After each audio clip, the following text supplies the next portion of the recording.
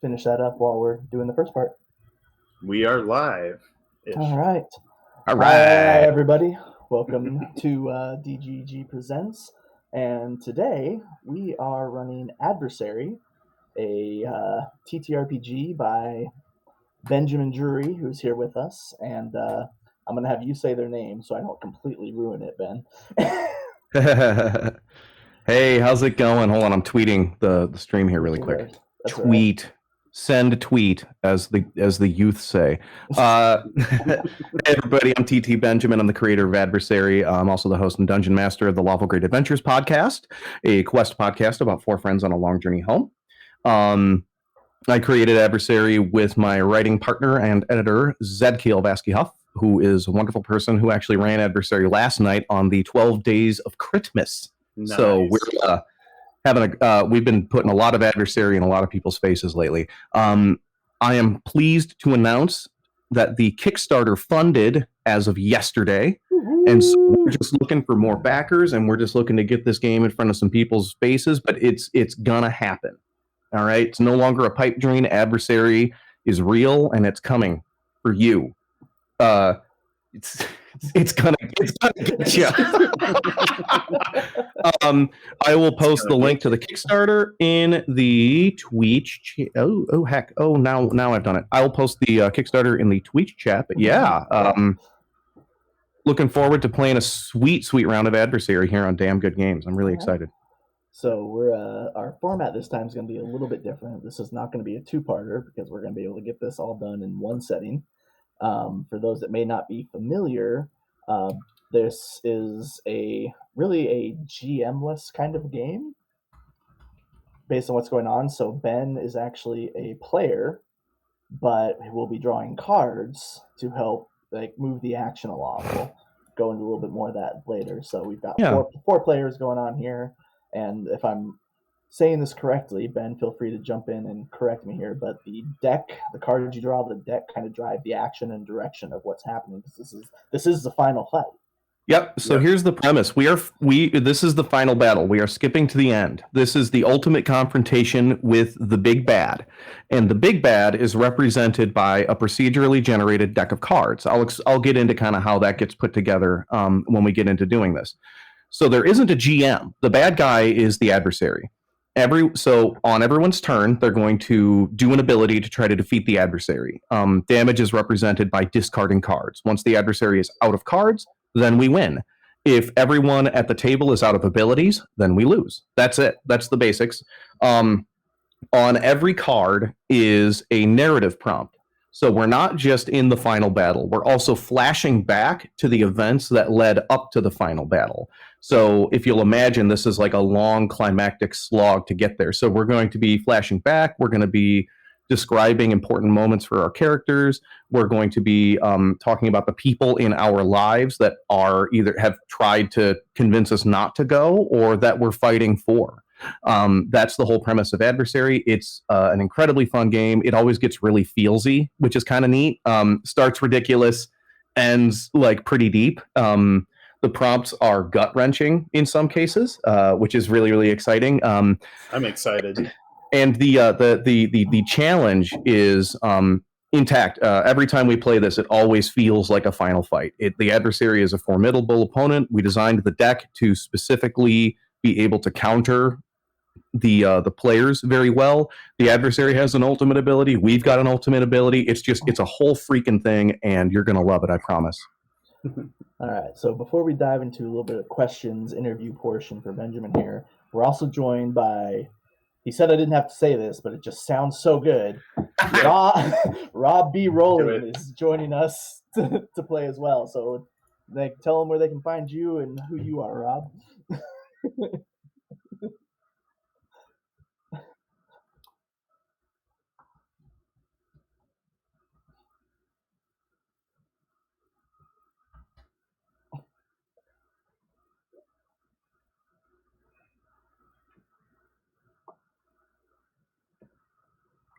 One sec. Now you've done it, Rob. Oh, we lost all audio.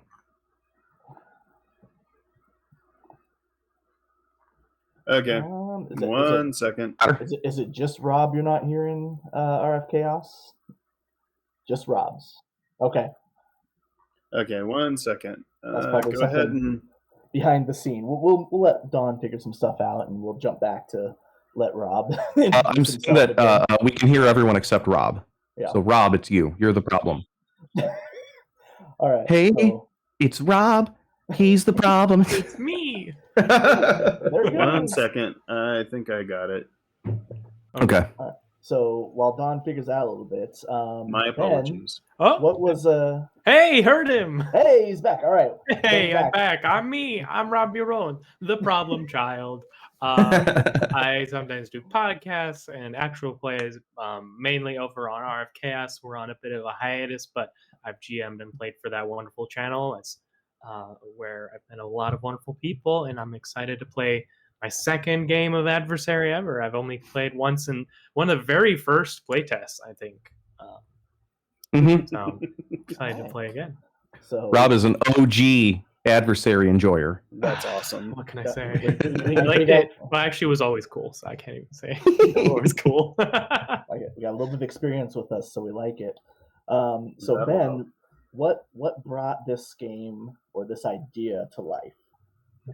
So the inspiration came from a tweet, actually, a tweet from Draconics, if you know Draconics, very, very influential actual play producer and performer.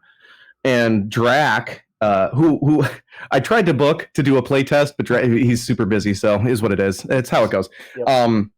Anyway, he posted this random tweet, and he's like, hey, what if we did a D&D game where we're all level 20 and we're just doing the final battle, and on your turn you like flash back to an event in the campaign? And so Zad and I were talking, and it's like, oh, that'd be kind of fun. And then Zad was like, well, why would it have to be D&D? Why don't we just do like one of those narrative card games, like For the Queen or The Quiet Year, where you just draw the card and do the thing, and then you narrate your action as well. And so I'm like, oh yeah, that'd be way better. And then you could really get through the game without a whole bunch of crunch. And so we were kind of thinking about that. And then what I came up with was I still wanted it to feel like a fight. That was the important thing, because the narrative card games, there's not a lot of conflict in them that isn't sort of put in by the players. So I'm like, well, cards are really versatile. You can do a lot with them. You can do more than just a prompt. Let's put some negative effects on the cards. Let's give the players some abilities. Let's give the players some stuff to do so that you actually have to fight this adversary. And then the deck of cards will be the bad guy. That way we get a little bit of freeform narrative improv prompting and some mechanical heft so that it feels like the battle. Because I'm all about mechanic. Like, I want the system to feel like it's what it's supposed to feel like, right? So I put the thing together where the cards do negative effects, matches cancel out abilities. I set it up so that like the abilities, there's 40 different abilities separated between the 4 different suits, 10 for each suit. They all do different things. They combo really well together. All of that came together really easily, which was the biggest surprise to me. Yeah. And since then, we did a few proof of concept play tests. The game was fun and fast. Then we started seeding in the narrative prompts, and it just kept being like, "Oh, this is great! This is great! This is great! This is great!" Like my biggest surprise with developing Adversary was how quickly it came together, and how every time we added a new component, the rest of it didn't break. So I got a little lucky with this one. That is definitely rare. Yeah, you only get that one time in your life. I'm glad it was at my first at bat, because otherwise, So that's the inspiration for Adversary. It was just someone posted an idea, and Zad and I, as we do, took that idea and ran with it, and it's pretty cool. So I think maybe I'm reading this wrong, but we're on version 3 is what we're working with today. Yeah. So you've gone through a couple iterations of like trial and error to get to here. Mm-hmm. So it's revision 3. It's always been basically the same game. Not a lot has changed. The big reworks that we did in the early revisions were clarifying all of the language. That's a huge challenge in a game like this, is making sure that all of the language is very consistent and clear, because it's kind of a weird game. You sort of have to twist the way you think about RPGs to play it. So a lot of that was just refining and clarity. The other thing that we did was during play tests, I took a lot of really great suggestions from the players, and universally, the players wanted a few things. They wanted to make sure that even though the adversary is kicking their butt, that no one player feels like they can't do anything. So in some of the early play tests, we had it where, like, for some reason, this one guy just kept getting shit on, and then he ended up sitting for 2 hours and didn't actually really feel like he played the game. Mm-hmm. So I tweaked a lot of the negative card effects to make it so that no one person feels targeted, right, by the cards. And then the other thing is that they didn't want to feel like some of their key abilities were wasted when they got hit with a match. So they wanted something to be able to go off with some of these abilities, particularly the persistent ones. So we were bumping into a challenge where someone would use a persistent ability, which once activated does something for the rest of the game. Well, they would activate that, and then they would lose it, and then they're like, well, that's kind of a waste of my turn. That kind of sucked, right? So what I did was I went back in a lot of cases and I added something to the persistent abilities that basically said, like, if this doesn't go off, then something else happens. That way the player still felt like they did something that turn. So it really came down to the players wanted to feel like they were doing something on every turn, even though they were getting their butt kicked. And so we kind of wrote it in. Even when something bad happens, it's okay. You didn't feel like you wasted your time. I do remember the first time I played, I think I matched 3 times in a row. It was brutal. It was brutal. We had one of the first live play tests we did on Roll for Chaos Network, 6 matches in a row.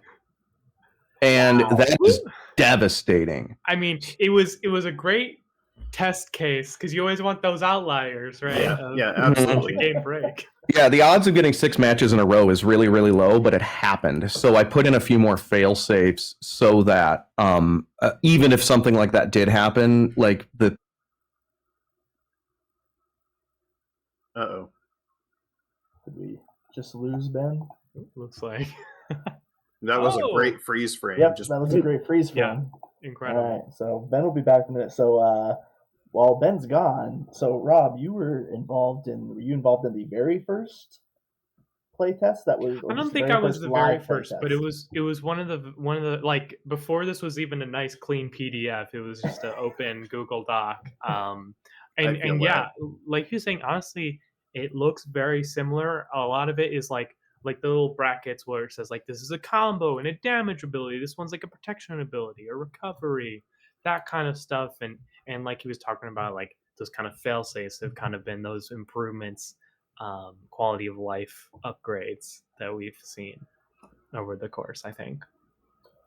I'll say. Oh yeah, someone else, as was foretold, still has that Google Doc version. Well, I'm sure I still have it too. It's just even nicer and more refined now, which is super exciting. Yeah, for sure. So, this has been played on. I'm guessing RF Chaos is probably in chat is also tied to Roll for Chaos. That's us. That's RF Chaos. That's Roll for Chaos. Hey, and we're back. All right, everybody. Hey, it's alive. I'm sorry. Anyway, yeah, I'm back.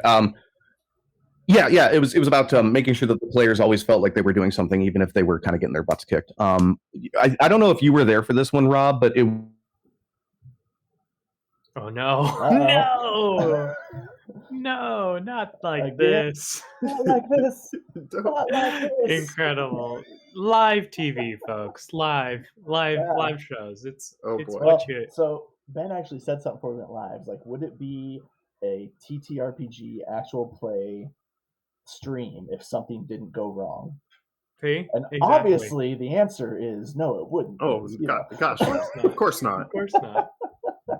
So bear with us. We'll get them back when we go. That was weird. Oh, there we go. Hey. I don't know what that was. That was No, Ben, fool me once. Yeah, I was gonna ask. Is there a pet over there, Ben, named Millie? Yes, my basset hound. She's a baby. She isn't chewing on any cables. So that's not what's going on, I promise. We have somebody in chat saying, Millie, get off the Wi-Fi. Millie, get off the Wi-Fi. Yeah, that's my baby. Is this something that's happened before? Has Millie been like on the Wi-Fi or chewing on cords? Is this Millie Millie can't come in this room. It's off, so I don't know why that happened. I think my router decided it was time for a little reset. Been there. So I should be good. We told everybody while you were gone. It's like, before we started, Ben said, would it be a TTRPG live stream if something didn't go wrong? True. So there we go. Something went wrong. Now we're good to finish out the rest of it. No problem. Excellent. Here's hoping. Okay, so we asked a couple questions about Rob, about like the play he went through while you were out. And I kind of lost my spot, but nope, now I remember. Okay, so when you created this originally, was the thought to do a Kickstarter from the get-go, or how did that develop? Yes. So Zad and I have a whole bunch of ideas in sort of the hopper, right? Zad and I have a bunch of stuff that we really want to write, but what we were looking for at the time this adversary idea came to us was we wanted something to put together and release that had sort of a low barrier to entry so that we could learn the ropes, because it's like a new developer doing like a 300-page system setting and like DM guide and beast, like that's a ridiculous ask. That is so much work, and you're gonna burn out, and you're not gonna see the positive results, and then or you're gonna go try to release it, and like you're gonna miss some crucial step in the development process, and then it's just not gonna happen, and there go all your dreams and all your hard work. So we're like, well, let's do something that we can put together relatively quickly, show off, is going to not be expensive to kickstart. The Kickstarter is only $2,500. That's how much it costs to break even for the development cost for this. Yeah. Let's get this out there. Let's learn the ropes. Let's get a little bit of clout under our belts. Let's get out there in the development scene, meet some people, get some partnerships together, and see what it looks like, so that before we commit to a much larger project, we know what to expect going in. Because if you can go through this process for a 30-page book with a deck of cards, then you can go through this process again with a 250-page book. Yeah. So do you want to, everybody here probably has already heard about it, but someone might watch this and not know, like for the Kickstarter, kind of what are the levels? Is it just like a regular deck of cards, or like we have artwork? Like how are the tiers working here? Yeah, so the tiers, the whole game is about a 30-ish page book and a deck of cards. You can play this with a standard deck of cards, and that's totally fine. I wrote it so that people could play it with a deck of cards because I want them to be able to have that accessibility. A good example is there are people, especially in Latin America, there's a huge tabletop scene, but they can't get stuff shipped to them. Yeah. So I needed it so that like people could play it just off a PDF anywhere they're at. Yeah. So we've got it. So the first tier is just here's a PDF of the game and how to play it with a standard deck of cards. Then here's the book without the cards. Then the next tier is here's the book and the cards. That's the standard one. Like it's a book and a deck of cards. Going up in tiers, the next tier up is the Power of Friendship tier, which is the book and deck of cards plus I add a book of deck and cards to the community pool to give away to people. So that's by far one of the most popular tiers. That's definitely a whole lot of people have done that one. How many people have done the Power of Friendship? It's massive. It's just incredible how many people like the Power of Friendship tier. 25 of the 76 backers have done the Power of Friendship, and it accounts for almost 50% of the revenue we've raised. Cool. Yeah, so that's 25 copies that are going out to people, but that's also 25 copies in the community pool. I'm going to give those to libraries, boys and girls clubs, role-playing clubs, like wherever I can get them out there. I'm going to do giveaways. Wherever I can get them out there, I'm going to get them out there. It might be a long shot, but I just thought of something. If you reach out to Johnny Stanton on Twitter, I don't know if you know who he is. I do know who he is. He might be able to get those out somewhere, like, because he does a lot of like giving that to TTRPG groups and kids and schools and stuff. So it might be one of those shoot your shot things. But hey, I've got a couple of distant connections with him. I've done a few things where like I'm like 1 degree of separation on the Kevin Bacon scale from Johnny Stanton. That'd be pretty cool. Yeah, maybe who cares? What's he gonna do? Not reply because he's so busy? Probably. Yeah. Maybe he'll tell me like, oh, I only do D&D stuff because I have a sponsorship deal, which would not surprise me because he's really he's That's really on the really D&D train right yeah, now. So then the next tier up from that is it's everything you get in the Power of Friendship. Plus, I run a bespoke game for you and your friends. Right, so that's the $89 tier. That one's pretty popular. So then I get with you and your friends sometime a few months after release.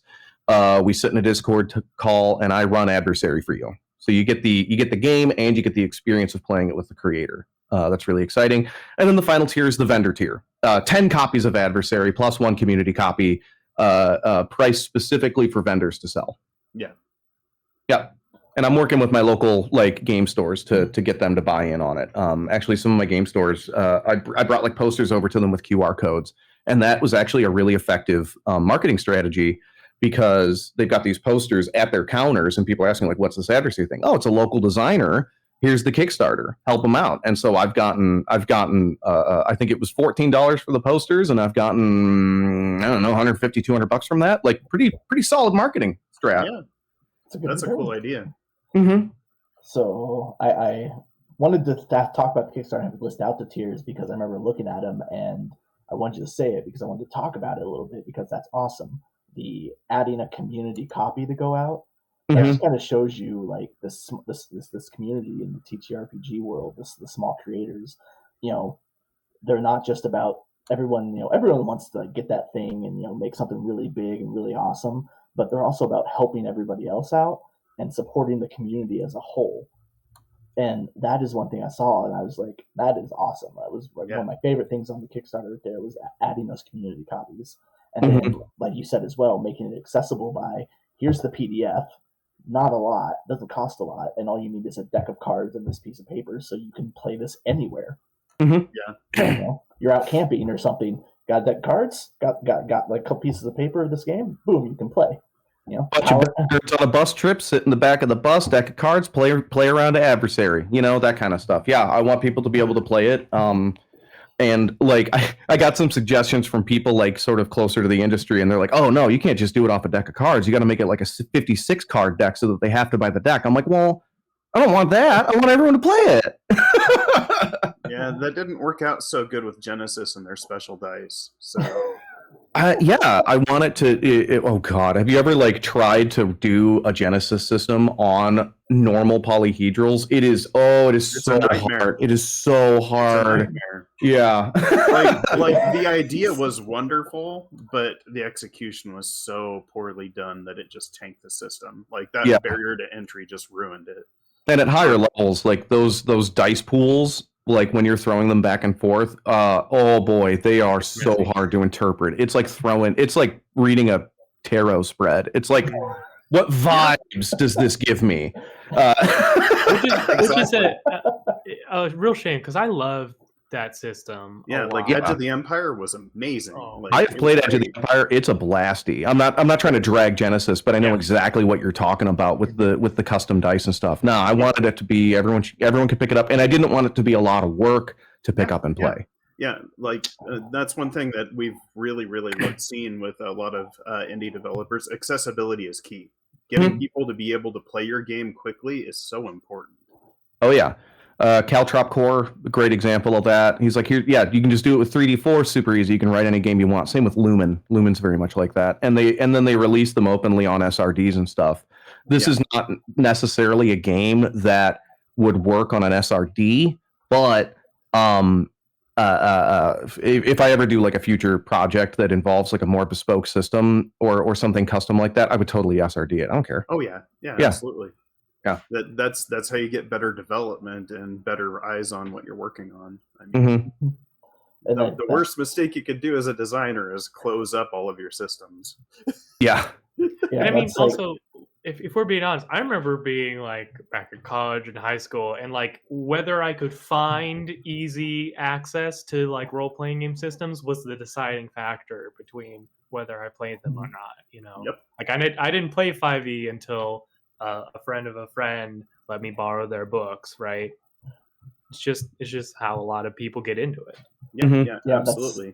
It's just the big guys out there, are about getting the money. They've got to get the bottom line. They've got to support everyone. And so I see where they're coming from with it. I don't like it, but I have a basic understanding of it. I also have, a business and a marketing degree, so that's also why it comes to me. Oh yeah, I mean, I come from a business and sales background. Like yeah, totally. I get that, like, they are businesses and they've got a lot of employees to support and profit motive and that kind of thing. I think the barrier to entry for a lot of that stuff, like Pathfinder is a really good example. You can play Pathfinder without buying the books if you have someone that more or less knows the rules, because they keep everything open on their SRDs, and that's really important. And I don't think Wizards of the Coast necessarily does that. No. I mean, they have their core system, but it's a lot of work to make it into something that you could continually play. Yeah. So all of this basically to say this is why Don and I do what we do here. Bring people on to play these games, because we're trying to lessen that barrier of entry. And like, this started as a discussion with Don and I. Don is a systems nerd. Yep. Okay. You give Don a system, he will just eat it up. Professionally, I'm a software quality engineer, so yeah. Got so it. Say no more. Don, if you told me that before we started this, I might have panicked before sending you the system. No. I like it when creators run stuff, though, because then I get to see the spirit of the game. Mm-hmm. And so, like, Don loves reading systems. Don has so many different systems on his bookshelf. Nice. That I have some light reading here. Makes me sweat sometimes. Beta Cthulhu line on that. What's second from the top? What's that one? Savage Worlds. Savage Worlds. Okay, I could read all of them except that one. I'm really in love with Scum and Villainy right now. That system is really good. It's a good game. Yeah, and that's like a fraction of what Don has. Yeah, that's just my light reading lately. Yeah, for me, being a busy adult, it's like having to learn a new system. I'm like, oh man, I don't want to put the energy in. I don't want to do it. But there's a lot of these games out here, this one included, that don't take that much energy to learn, especially if you have someone with you that can guide you through the process. And a lot of these games are really great, a lot of fun, and it's just getting someone to open that door for you. And so that's what Don and that's why we do this. We're hoping that we're opening that door for some people to see, like, oh, that's not as bad as it looks. We can do that. If those two old idiots can do it, so can we. Exactly. I think there's a growing trend of actual play performers and streamers that are leaning more into the independent sphere.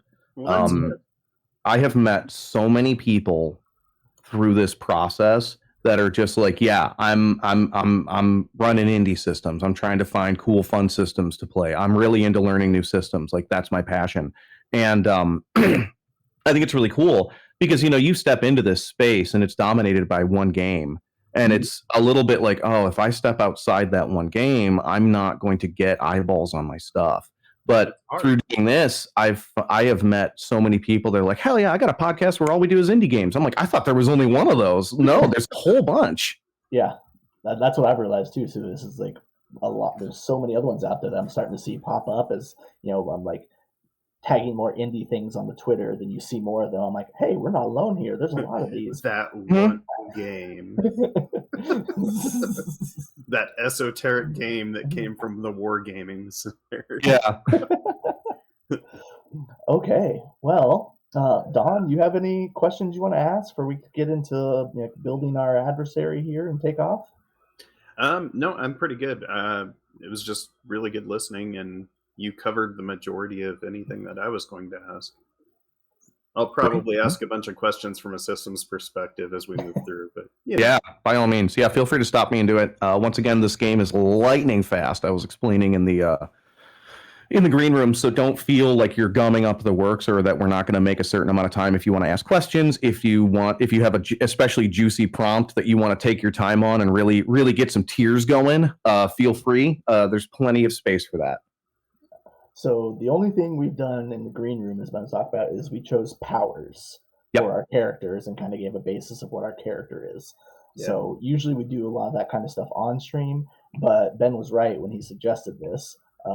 With the open concepts and genreless ability of this game, that really would have bogged things down. Like, it would have taken a lot longer. So we did a little bit of that beforehand, which is a break from how we usually do it, but there's a reason. Yeah. I was able to see pretty quickly. So for character creation, everyone just picks 5 abilities from the list of 40.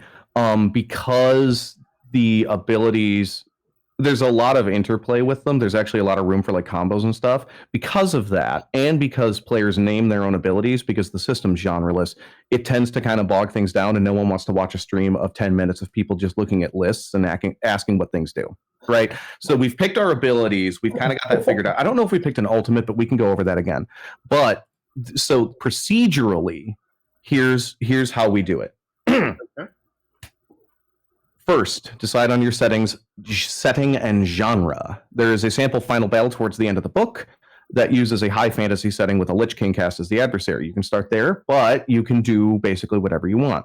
So the first question is, what is the setting or genre of the final battle? Now, what did we settle on, folks? A nice mecha Pacific Rim style type setting. Yeah, we're doing like a mech warrior thing. So I haven't done one of those yet, so I'm really excited. All right, so where is the final battle taking place? What is the set piece for this fight? Now, hear me out. I think mech battles are always best on a coast, right? Like giant enemy, like in the ocean. We've got like coastline that we can like skirmish on. Just like the idea of like the big mech stomp splashing up ocean. I mean, okay, maybe like a coastal city, right? Where a coastal city. That's kind of cool. Can there be a cliff? Oh, like coastal city on a cliff. Oh yeah. What about a chain of like volcanic islands? All right, so let's do this. So we got a coastal we got a volcanic island with a city that lives on top of the volcano because it's a mech world and people are just ridiculous. Well, geothermic energy. Yeah. I mean, power. How else are you supposed to forge a mech if not with the heat of a volcano? Okay. All right. So so there's a volcano, a coast, a cliff, and a city. We have so much to work with here. All right. Now, let's go on to the adversary. The adversary must be stopped. Failing to do so will cause calamity, pain, and suffering, and or the end of everything. What is the adversary's evil plan? What happens if the adversary wins? That's a good one. Now, in a lot of these settings, I feel like there's like big megacorps are a lot of the main antagonists, right? Kind of like puppeting all these like more noble houses or things like that. So that could be an interesting way to take it. Is the adversary trying to take over the city or destroy the city?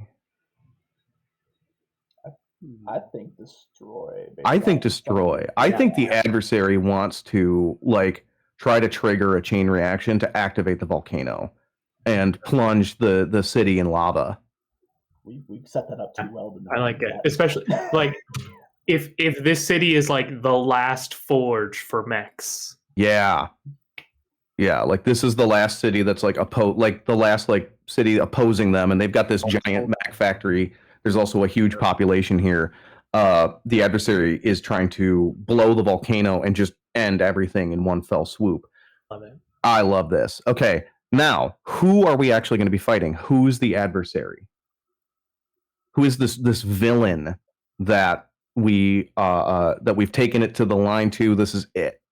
Now, is it like a CEO type, or is it the AI that the CEO made and got supplanted by? What? Oh my god. That's fantastic. Like straight up master control program style from like maybe this is the corporation that was like, don't worry, we're finally going to like figure out how to make mechs where you don't have to live on top of a volcano, and we're going to get a computer to do it for us. And then the computer went evil, supplanted the CEO, and now has like this giant AI powered mech. Yeah. Ooh. It doesn't have a person inside. Right. So you actually just have to rip it apart piece by piece. What's it look like? What's the giant mech look like? For me, and what's its badass name? I almost think it would be really cool if it was a drone boat, like this massive cloud of drones around it. I like the idea, like people wouldn't be let's give some benefit of that, and they weren't as so stupid to like give it a military body, but it's just using all the like construction drones, and like heavy duty machinery. Like an AI is not going to care about what it looks like; it's going to care about what it can do. Okay, so it's a giant drone boat that's using construction drones. And just like piecemealing functional. That's awesome. That's great. Okay. What's its super badass name? Like, Arsenal Gear, which is from MGS2. We can't use that. You know what I'm saying? Yeah.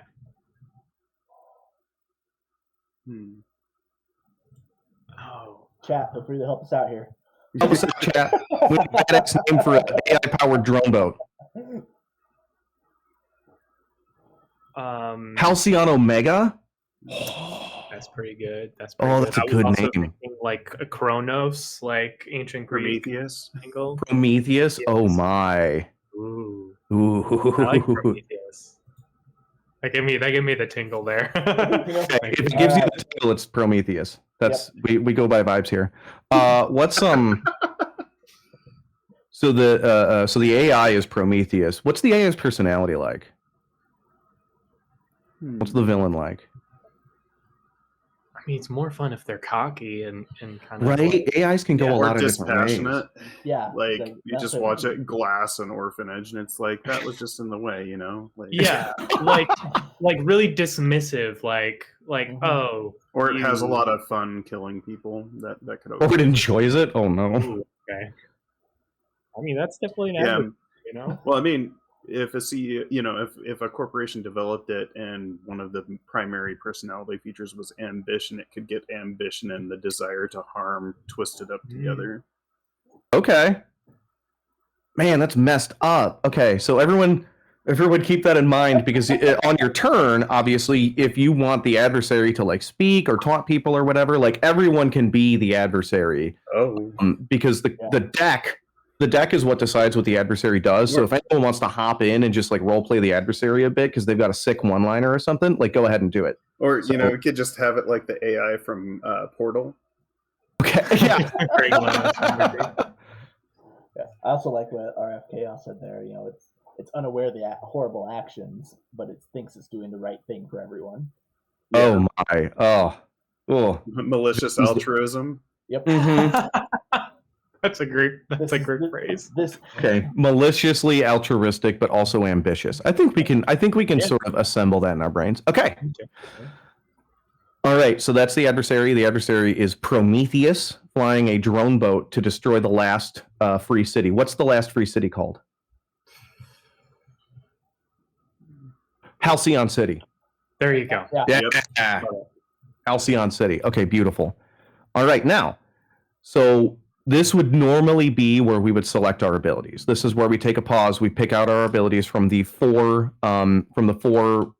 categories: boons, which are objects that you have, or weapons, or items, or whatever; skills, which are things you can do; allies, which are people that have come to your aid; and knowledge, which are things that you know or feelings that you have that will get you through the battle. All of this adds up to who your hero is. We're all playing heroes that are here to stop this thing. So it is at this point that we would describe our heroes. So I'll kind of do mine.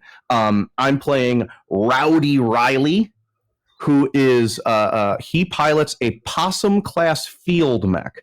Possum class mechs are long range scouting and guerrilla warfare mechs that are designed with magnetic like scrap grabbers and mini metal repurposing factories. And what they do is they go out into these battlefields and use scrap from the battlefields to build themselves weapon and repair damage so that they can stay out in the fight for just a really, really long time. You have to be a completely unhinged individual to think that this is a good idea. They often operate alone or in very small squads. They do hit and run stuff. The survival rate of people that do possum classes is basically like 10% maybe. It's bad. So Rowdy Riley is he is a case, let me tell you. But yeah, so that's Riley, and his mech has probably been out in the field for years by now, so it doesn't even look like how it came out in the factory. Basically, every part has been replaced. It's like a Ship of Theseus kind of situation. Yeah, I was going to say, can the name of the mech, because it's a possum class, can the name of the mech be Theseus? The Theseus, yes. He is named it. It has, like in bright red lettering on one of the shoulder plates, Theseus, just like painted on as a joke, but it's stuck. Yeah. And that's that one chunk of armor with the name is the only original piece of the mech that's left. Everything else has been replaced. I love it. All right, who wants to go next? Who wants to describe their hero next? I got this because I'm kind of almost a little bit the opposite direction. So I will be playing Gibson.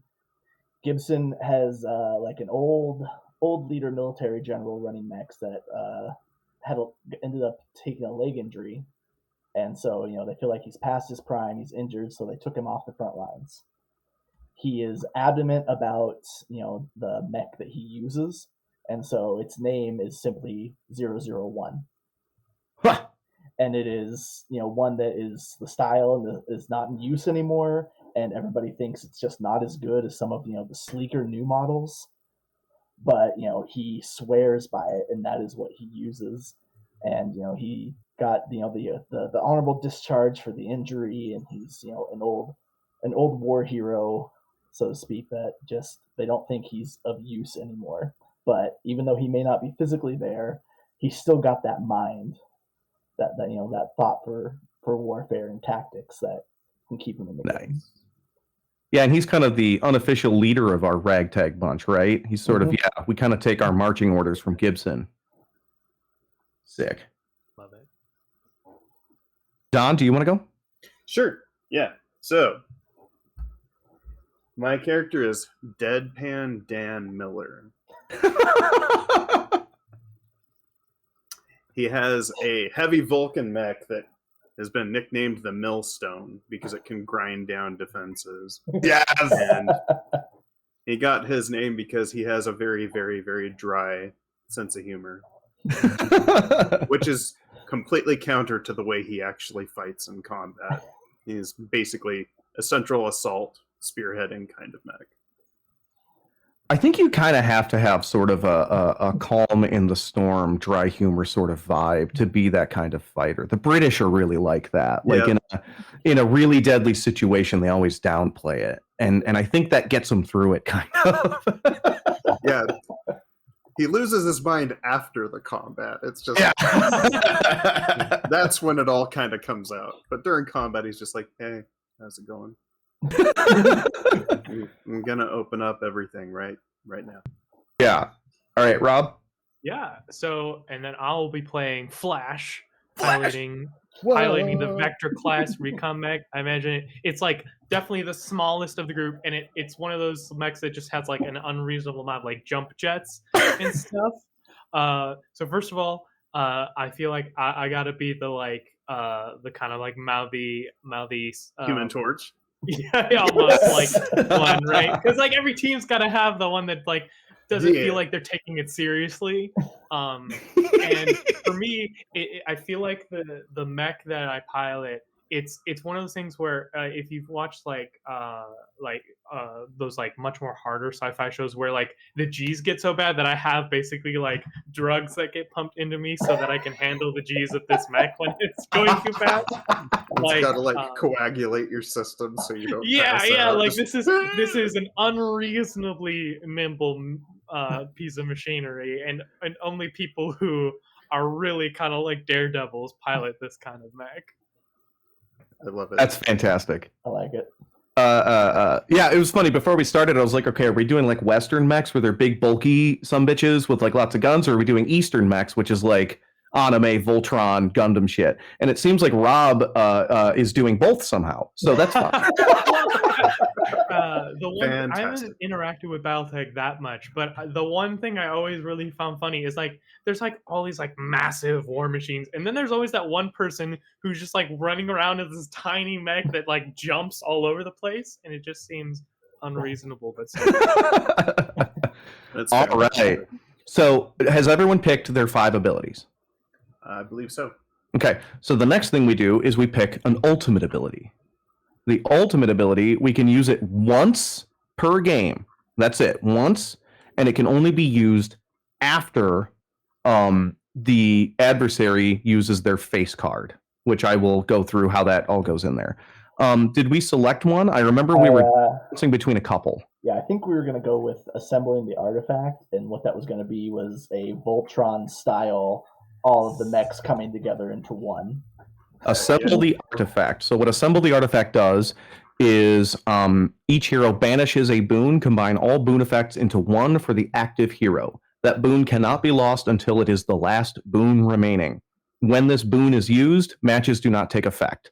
So you basically get one big, super powerful fuck-off weapon, which is very exciting. And that's going to be like a Voltron sitch. I love it. All right. So we have our ultimate. Let's keep going. Now it's time to build the adversary. The adversary is built from a procedurally generated deck of cards. Okay, there are four different types of card effects corresponding with the 4 suits. There's Wrath, which is from hearts, that corresponds with boons. There's Cruelty, which is clubs, that corresponds with skills. There's Betrayal, which is diamonds, that corresponds with allies. And then there's Despair, which is spades, and that corresponds with knowledge abilities. For every ability that you have chosen in a given category, I put the card from that suit into the deck. This is important because if you play an ability, so let's say you play a Wrath, which is a heart, or you play a boon, which is a heart card, and I draw a heart, that's called a match, and it cancels your ability. Your ability fails and you lose it, right? So if you go too heavy in one category, the adversary has more tools to beat you. So this is a fairly balanced team, but what we do now is we determine how many cards from each suit go in the adversary deck. So first we total up boons. I have 1 boon, so I put a heart in. Rob, how many boons do you have? 1. Jeff? 1. 1. Don? 1. 1. Okay, so I've put 4 hearts in the deck. Let's go to skills. I have 2 skills. 1, 2. Rob? Just 1. Jeff? The sacrifice one that I did, is that considered a skill? It'll be under the skills category. Okay, so yeah. 1, okay. And Don? 4. 4. 1, 2, 3, 4. A little heavy on skills. Oh my. All right, so that was how many? That was 7, I think. We're at 7 skills. Okay, allies. I took 1 ally. Rob, how many allies?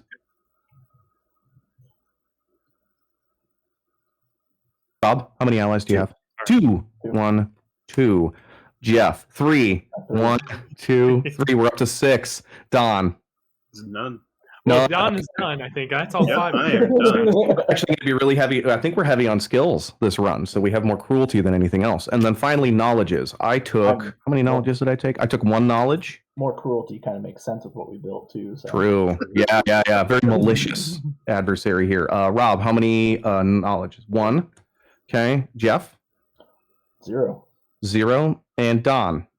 None. I'm out. We are not very smart, are we? We don't need knowledge. We have mechs. True.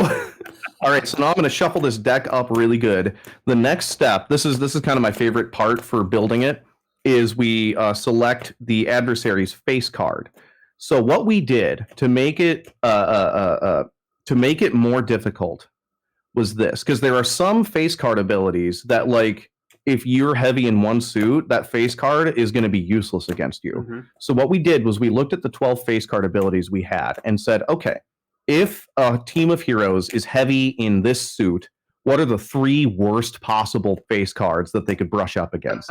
So we're heavy on skills, which means I am going to select at random one of the 3 face cards from the list.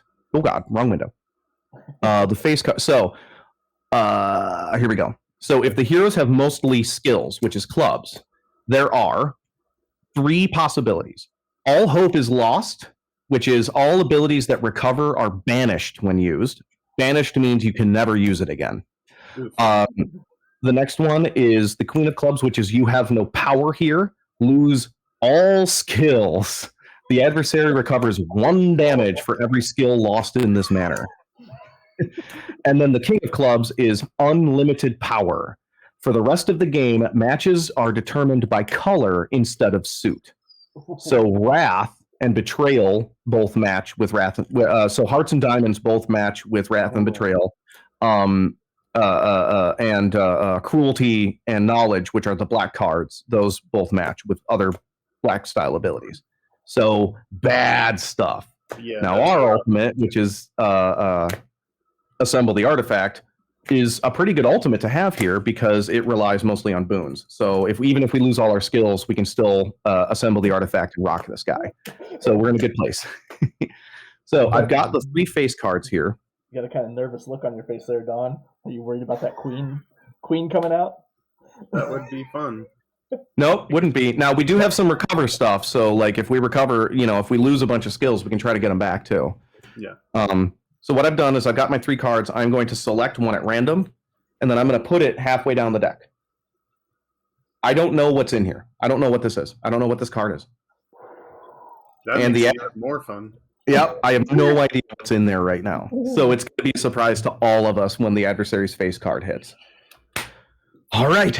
And the adversary is built. We are ready to go. That's it. We play the game now.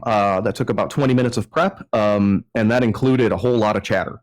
Yep. So pretty quick. You can't beat that with a stick. Playing the game, you have a setting. You have built your heroes and adversary deck. You have an idea of who the adversary is and who your heroes are. Now what? First thing we do is we set the scene. Every player narrates a portion of the opening action. Maybe you cut through henchmen. Maybe you walk dramatically into the adversary's throne room. Maybe the adversary delivers a chilling monologue. Once everyone has taken a turn narrating, it's time to fight. Who would like to start? All right, we got to start like any good large mecha movie and start at like a personal scale. So we see like people walking along the streets of Halcyon City and just having like we see like people like trading and going to work and getting on the train. And then the camera pans to like a construction site. And there's like some like some human people, and then some like drones like lifting girders and welding and pouring concrete, and then their like displays start to flicker and go staticky, and then their like nice calm blue green eyes go red, and they start like throwing girders and swarming away, and the camera pans to whoever wants to continue as all these drones fly away.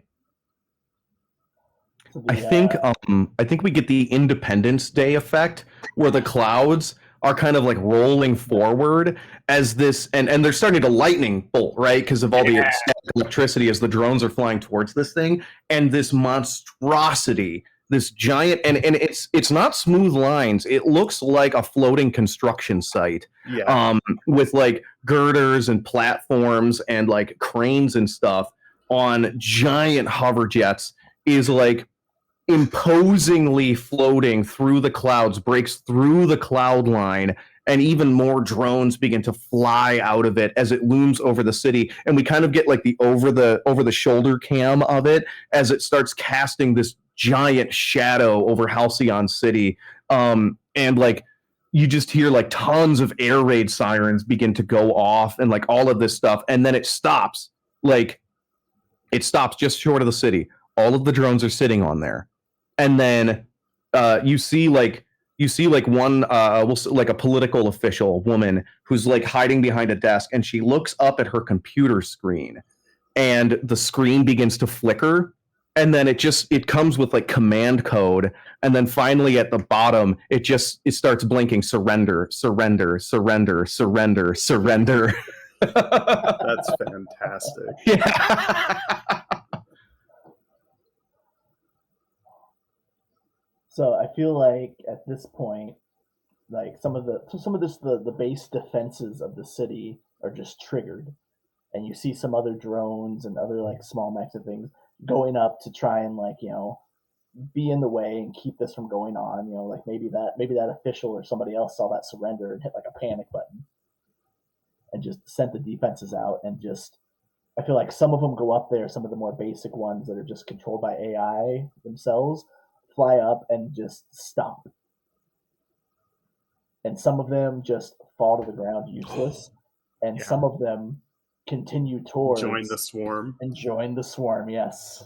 Oh, I love the idea of the mental image of like there's just like moment of silence as like all these defending bots have like crested and are about to. It's like that cinematic like Marvel moment where like the two areas are just supposed to clash and then just stop and then just plummet. Yep. And we can and it's like they're like dropping into the ocean. Yeah. And they just plop, plop, plop. Or into the volcano lava. And I think one of them, because it's so close, one of them actually lands on a building, and that's kind of like the first like salvo, because it kind of smashes through several floors, and you can hear like as people are like trying to escape, and then there's like kind of smoke everywhere. At this point, we pan over and you see this grizzled old guy with a cane. He's probably in his 50s, maybe his 60s. It's hard to tell, but he's seen a lot. You can just tell. And he just shakes his head and he goes, "I knew this was going to happen one day." And he starts kind of like hobbling off a little bit, not moving too slow, but definitely needing the cane for support on one leg. It's just not quite 100%. And it zooms out, and there's just this old mech sitting there, just arms, legs, like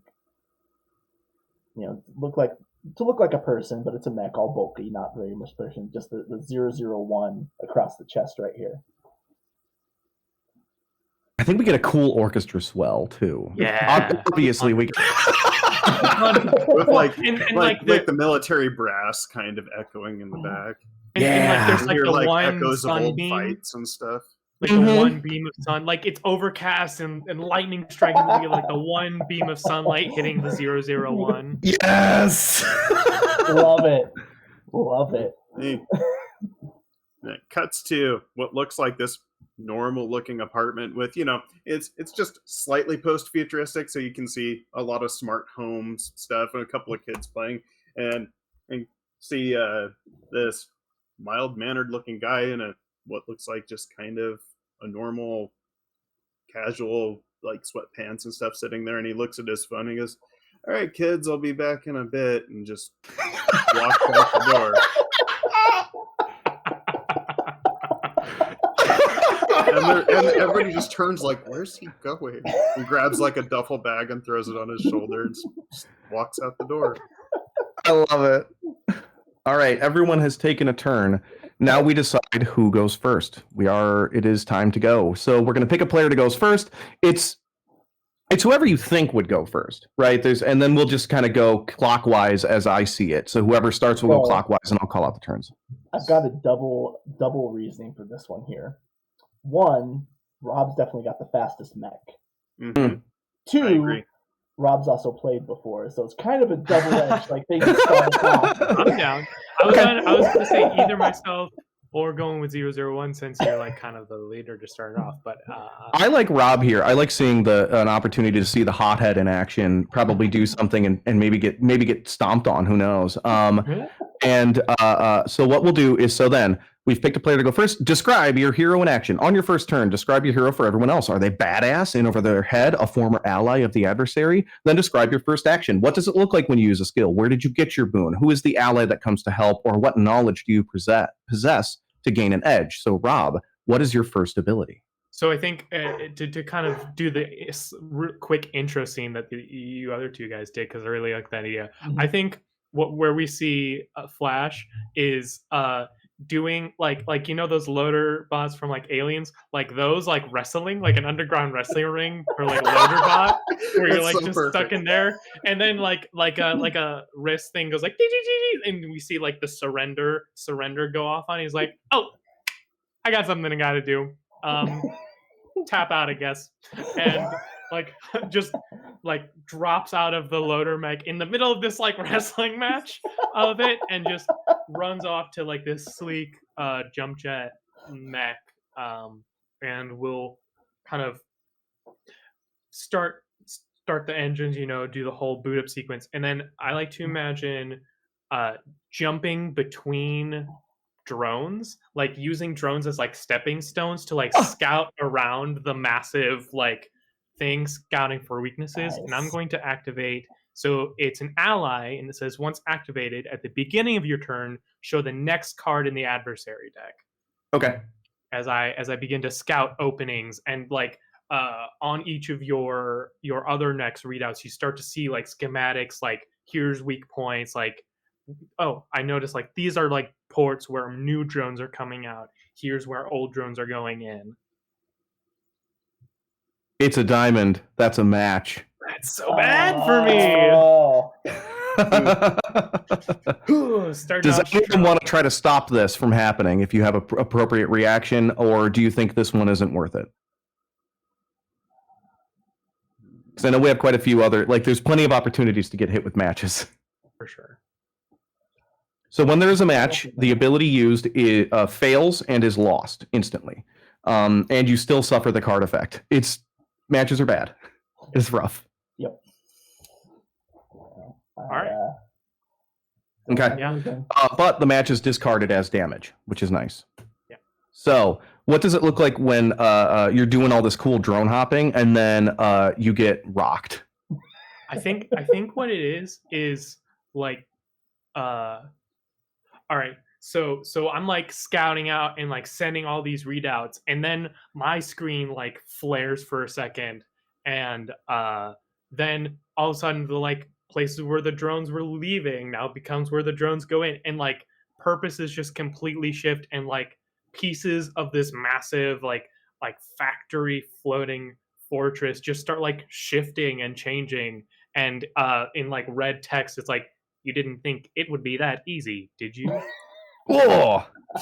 So, as you're probably plummeting into the drink, we have our first flashback. You and someone bonded over mutual hatred for the adversary, for Prometheus. Their quest for vengeance ended in failure. What were they avenging, and how did they die? Oh. I told you these prompts get really heavy right away. 100%. I love it. Okay. All right. I feel like Flash is like was like one of the people who, when this like corporation was gaining influence and starting to do this stuff, was like out of the gate, no, this is bad. I don't like this.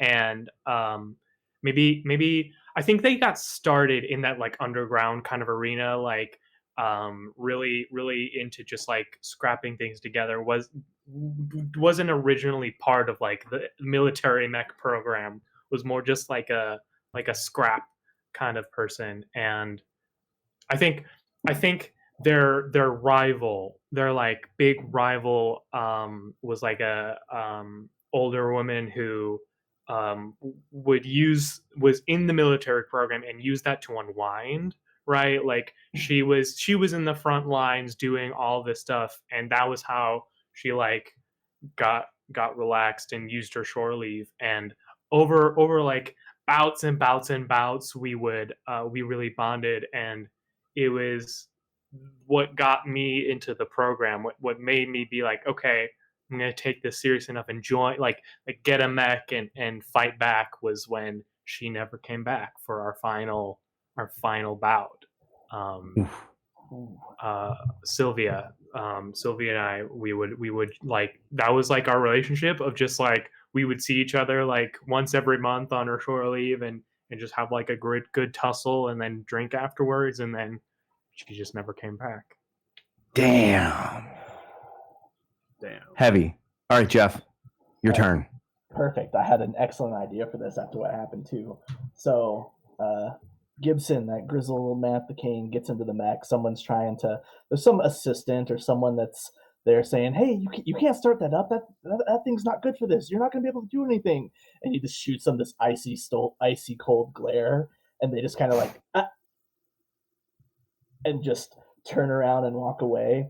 And he gets in there, and Gibson fires it up and sees sees Flash having the issues, and Gibson's going to use not on my watch, and that is a boon where I will not lose an ally on my turn. Okay, all right. Nice. Ah, I have revealed a diamond, which means that the ability actually happens. Hey! And this one is a persistent one, so this boon exists. So for the rest of the game, you will not be able to lose allies on your turn, which is very good. That will activate. Now, that is a betrayal card, which means...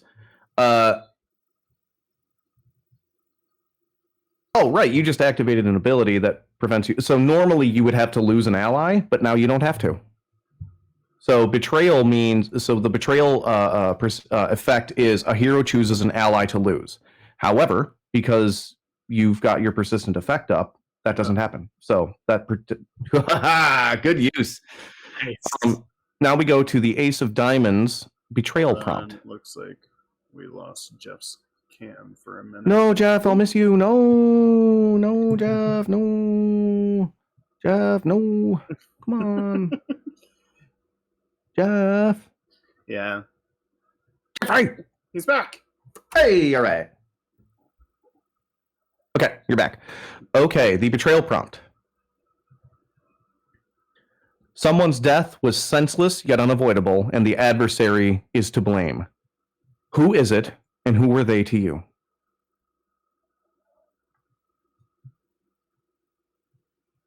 So Gibson had one of their best friends they came up through the military ranks with. Think a Maverick Goose type situation going on here. And they were sent out on a mission to investigate something that was going on. There was no knowledge exactly what was happening. Something weird just came up, and they went out. They did not have what they needed to confront what ended up being the adversary.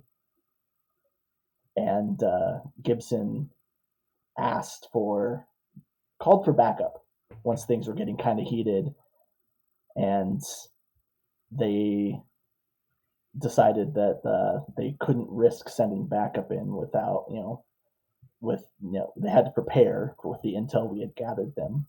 And this is actually what led to Gibson's injury as well, coming in. And, he was trying everything he could to, save his comrade. And just, they went down, and Gibson, through everything that they could, they tried to get themselves in the way. But instead of being successful in deflecting that last shot, it sent them careening off to the side and out and had their injury. And that was the last image they saw, was the mech of their friend being hit with a blast from the adversary before they blacked out and went out into who knows where before they were found. That's messed up.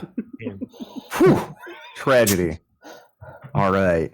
So your effect went off, so you're good. Now we go to Don. All right, so Dan, after texting back, yes, I'll make sure to pick up milk, hops into his Vulcan and looks up and goes, oh, that ain't good. And gets over to the edge of where there's a pretty wide berth or wide clearing. Maybe looks kind of like a small park or just a big vacant parking lot. Plants its pylons and opens up with a reckless unload, which is a skill ability. Nice. Persistent. Once activated at the beginning of your turn, pick one suit. If that reveal neither that suit or Dawn now? Oh, is this the gamble one? Yes. Yeah. Okay, so you got to pick a suit, and if it's not that suit or clubs, then you deal 2 damage. Otherwise, the adversary recovers 2. All right. Well, I think I will choose a heart. Okay. A little. We don't have very much knowledge. Yeah, if you want to do some metagaming, I would use spades here. Sorry, I meant. Yeah, I'm probably thinking of the wrong one. Yeah. Actually. I think we only have 2 knowledge cards in the entire deck. So. Yeah. Oh no, Jeff's gone. No, Jeff has to restart. Okay. Yeah. Well, we can keep going. Let's see. There he is. Okay. Yeah. I lost Dawn, so I had to restart. So because pick a suit. So if I pick like hearts, wouldn't that be boons? Well, so we want one that's probably not going to get drawn, and so we have the least of spades because we only have gotcha. Spades. I was reading it backwards. Yeah. Okay. Yeah. So if this isn't a spade, you deal 2 damage, and of course the effect goes off. And it is not a spade; it is a diamond. So 2 damage. So when you deal damage, you start with the revealed card, and then go from there. So 2 damage gets dealt.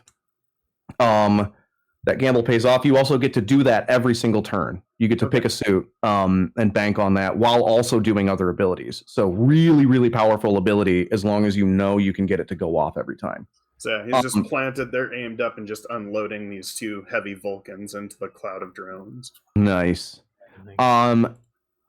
Now here's the deal. That is a betrayal card. So betrayal says a hero chooses an ally to lose. So someone has to lose an ally. I don't have any allies. Fair. One of us has to lose one. I have one ally that isn't like 100% necessary. Does anyone have an ally they could spare? Now, you can lose an ally that hasn't been activated yet.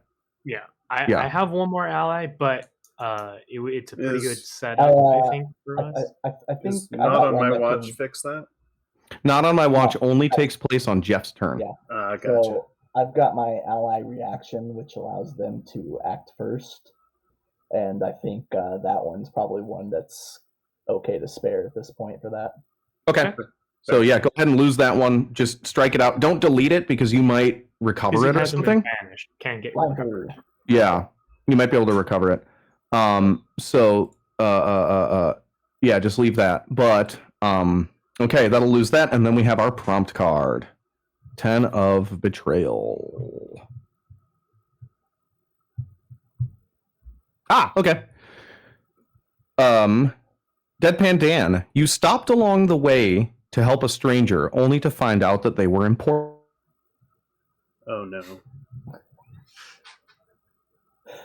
It has begun. Again. That was the perfect freeze frame.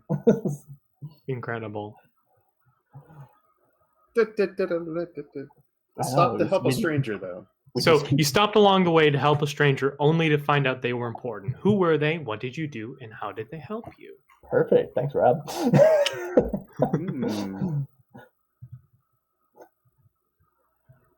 So I would say that probably on the way to load up on this, or to get in the mech, I saw what looked like just a person trapped in their vehicle, and with wrapping my shirt around my fist and breaking open and helping, it turns out that they are actually one of the junior engineers that were working on the AI project, and gave us a little bit of helpful insight. I don't know. Awesome. Yeah. So all of a sudden we get on our readouts prototype information about potential weaknesses. Jim Dandy. All right, we're back. So the betrayal prompt. Sorry, everybody. We got through it. Okay. I found it on the list. So he saved a junior engineer on the AI project. Yeah, right. They have old schematics that might be useful. Nice. Okay, cool. Very cool. Very cool. All right. That was Don's turn. We got some damage on the field. That's always very good. We then cut away to the wreckage of the drone that crashed through that building, and a single headlamp pops on it, and then you just hear in your radios is like, "Hey, we got something useful over here, y'all! Hey, hey, come on. And then the crashed drone begins to like rattle and shake, and then it pulls out from the wreckage and attaches to the magnetic hand of probably the ugliest looking freaking mech in the world, with just like a whole bunch of crap strapped to its back.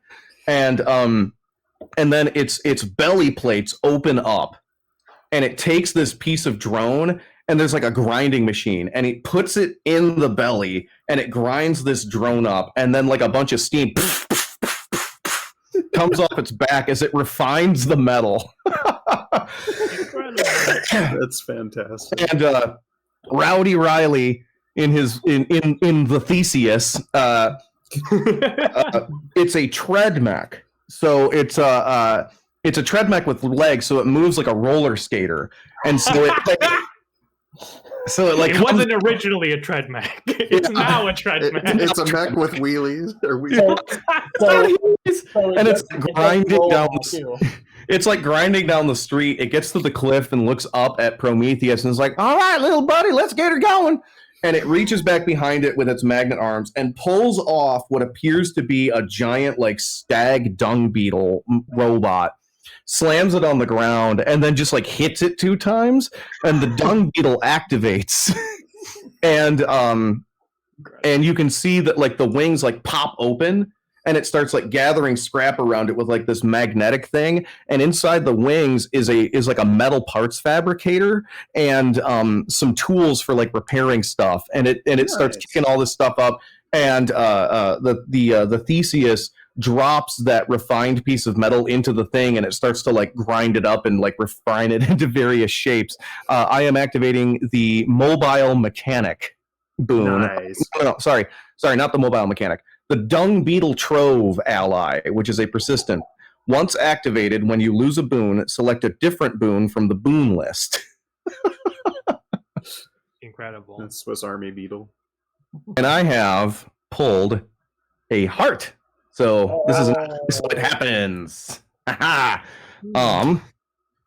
The heart effect is Wrath. Wrath does. The active hero loses a boon. Oof. Oh, perfect. I'm going to lose my mobile mechanic boon, which is mobile mechanic boon is sacrificed. Recover any hero's boon. This boon can be recovered as if it were any suit. So this is designed specifically to be easy to recover. In addition, because my beetle went off, I get to pick a new boon. Wait, is it heart? Wasn't that a match? No, because I used an ally. It'd be a diamond if it was an ally. Yeah. So I get to pick I'm going to pick a new boon during someone else's turn, but I get to grab one. In addition, I can recover that one whenever I want. This was literally, I'm getting the combo that I wanted to do. I'm going to have, like, unlimited boons. Amazing. Okay. So that guy's activated. I'm just going to put the thing there. And then I have to do the prompt. The One of Wrath. The adversary struck you like this once before. What is the attack, and how do you react to it now that you are stronger? Ooh. I think Rowdy Riley worked with a guerrilla team for a while. And they had an encounter with some of Prometheus's early, like, drone operation stuff. It was using repair drones on battlefields to take out scrappers and then repurpose them. So I think what happens is some of the construction drones come down and try to start swarming Riley like they did on, like, one of the early missions when he first met the adversary before he met this team. And these drones, they just fly down, attach to the mech, and start taking it apart on the spot. They just unscrew everything, take all the guns off, and then you're just, like, standing there in, like, the husk of a mech, like the skeletal infrastructure of the mech, and it's completely depowered. They just completely take it apart. So Prometheus sends these drones down, and a message pops up on Riley's HUD that just says, "Ha ha ha! Thank you for the donation." And then, and as the drones come down, Riley's just sitting there, like, all right, here we go. And then he takes his 2 magnet arms out and just, like, catches the drones and then just dumps them in the beetle. to be repurposed, when before in the past they like, we have this image of like Riley's team getting completely torn apart, and then he's at the end of that, he's standing there in the husk of a mech that like barely works.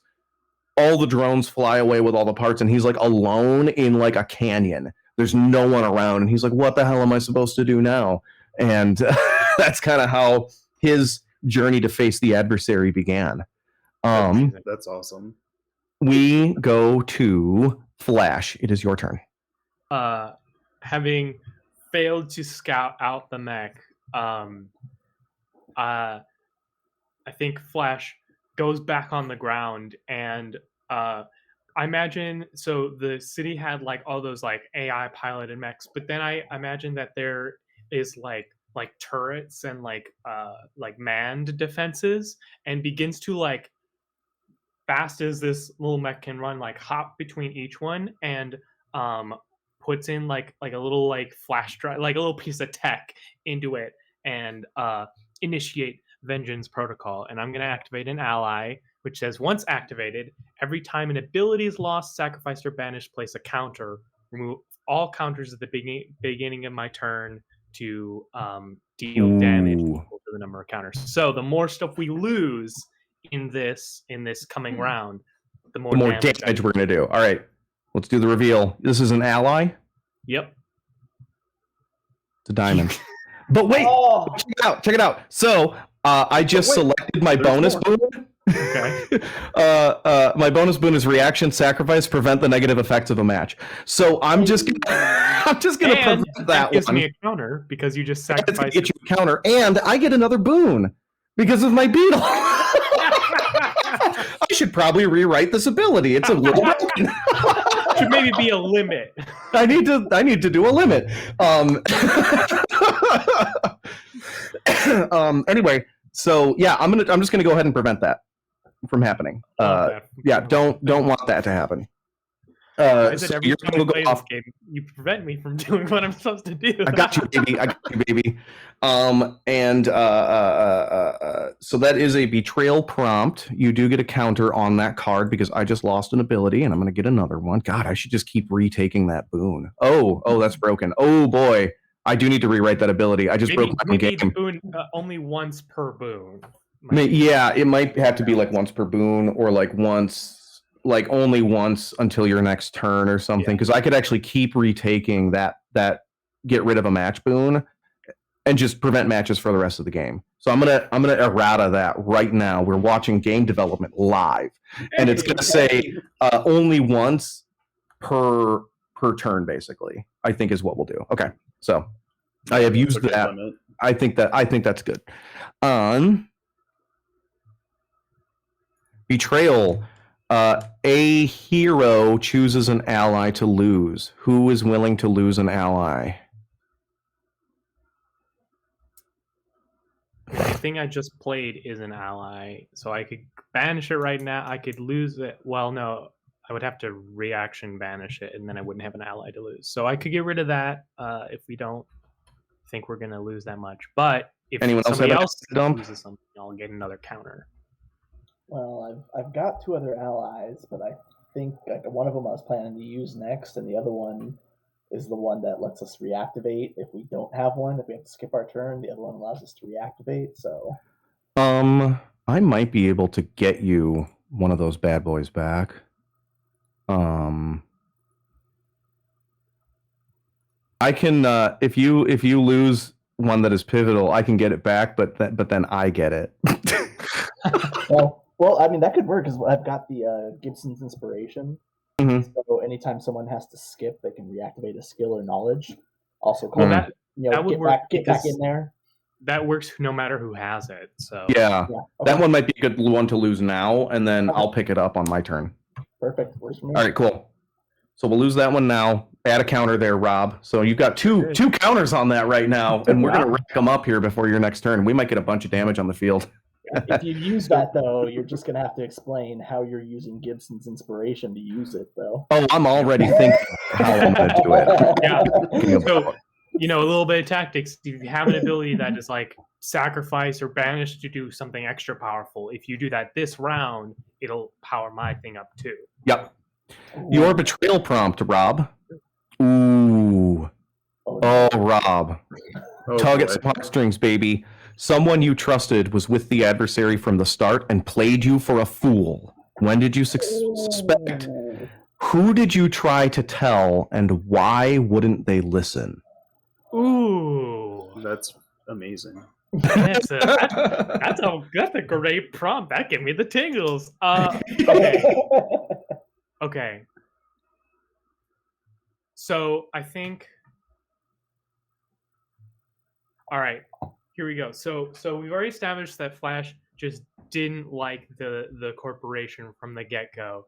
I'm gonna say that was because they were like a like corporation guinea pig, like early in their life. So maybe when they were like trying to build the AI, they were trying to do like they started with like a synchronous thing, right, where there's a human pilot and an AI pilot trying to like work together, but it didn't really work.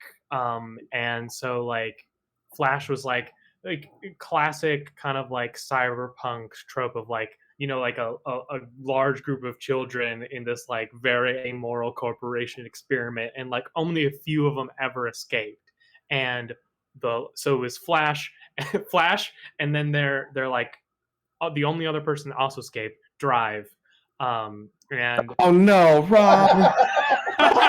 So Drive and I were the ones, we like went to the underground like scrapping tournaments and like, you know, like hid from the corporation and did all of the subversion and trying to like beat the man, but secretly while Flash was done with it, Drive had like fully been indoctrinated and believed and has like completely gone over. And when I figured it out, I tried to tell Sylvia because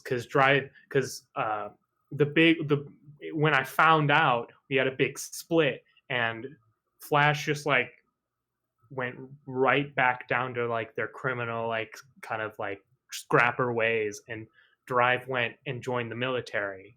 And when he found out, he tried to tell Sylvia because she was like Drive's commanding officer, but she wouldn't listen. She wouldn't listen, and then Drive got her killed. Oh, that's messed up. Whew.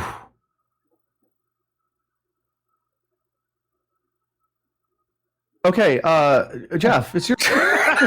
Yeah, so come on, pick up the energy from that, I guess. Oh, well, I mean, that makes me want to do. Yeah, okay, I'm gonna lean into Gibson. You know, the grizzled. I knew this was gonna happen, and he's gonna try and draw the attention of the adversary away from like the common people. So I'm gonna activate. So Gibson's got that stat. That's cane he has to lean on, right? Well, the O1 mech also has a cane, but what happens is it kind of rears up, and instead is a big cannon. Yes. And I'm gonna activate Gibson's big stick to sacrifice and deal 3 damage. Oh yeah! All right, if that is a skill, so if this is a club, that'll fail. It's a heart. Woo! 3 damage. And that's another counter for me. That's another counter. So for sacrifice, that is a wrath card. So Gibson, the active hero, chooses a boon to lose. So the active hero has to lose a boon. So you have to lose a boon, Gibson. I only have the if you've got one. I've got the 1 boon, but it's already active. You there? Oh no, did he die? I miss him. He's not here? He's here. He's here? Okay. Mm-hmm. I know we lost video on him. Oh yeah, we're just losing video a couple times, but so sorry, you said you have I have the 1 boon, which is already so active. Wrath, Gibson, you have to choose a boon to lose. Does that mean I lose Gibson's guidance, which is already active? I don't hear him. You don't hear him? No, I can't hear him. That's weird. That's super weird. We can all hear him. He was saying he has a boon that's already active. Is that the one he has to lose? Yep, you would have to lose that boon. Okay, is that your can't lose allies on your turn boon? Yep. Yeah, that's rough. Yep, gotta lose it. Well, at least that's another counter.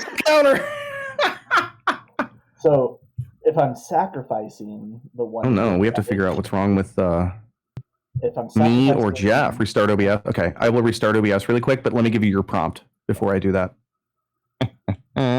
5. Ooh, at your darkest hour along the journey, you went too far. What happened? Which hero at the table tried to stop you? And did they succeed? Or did you do something unforgivable? And I'll restart. That's amazing. While Ben's coming back, Rob, the sacrifice and deal 3 damage, do I delete that skill now? So it's lost. So basically it's not you lost, either have a skill. It's lost but not gone, right? Right. So basically skills are either like active and persistent if they're persistent. You have them, they're lost, which means they can be recovered, or they're banished. Which means they're gone for the game. Yeah, they're never coming back. Okay. Yeah. So it's not banished. So I've just been putting a line through them as I go, so they've all got lines through them right now, except for the one I have left. Okay. Whew. So Gibson, after their initial encounter with the adversary, losing their best friend, they were sent out on another mission. What ended up being another encounter with the adversary, but it was not known when they were sent on the mission at the time. And I'm going to say Dan was also on this mission. And Gibson was on this mission, and when they found out it was the adversary, Gibson just saw red.